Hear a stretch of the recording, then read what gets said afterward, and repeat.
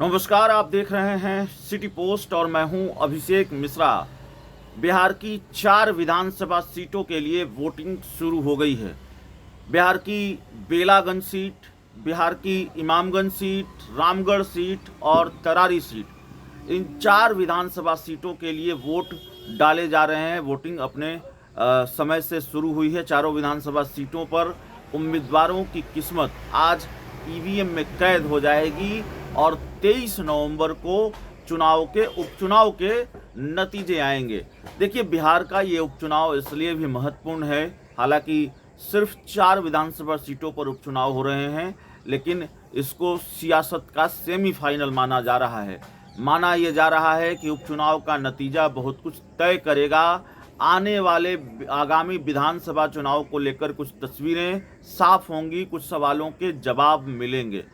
देखिए, पहली बार प्रशांत किशोर की पार्टी कोई चुनाव लड़ रही है। सीधे तौर पर बिहार में चारों सीटों पर प्रशांत किशोर ने अपने उम्मीदवार उतारे हैं और अपनी पार्टी के लॉन्चिंग के दिन जिस तरह से डंके की चोट पर प्रशांत किशोर ने कहा कि हम 25 की जगह 24 में ही सबको सल्टा देंगे।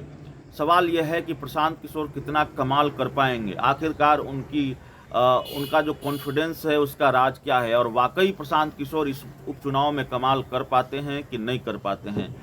एक सवाल जो इस उपचुनाव को लेकर है वो ये है कि क्या प्रशांत किशोर वाकई मुस्लिम वोट बैंक में सेंधमारी कर पाते हैं कि नहीं कर पाते हैं, और कितनी कर पाते हैं।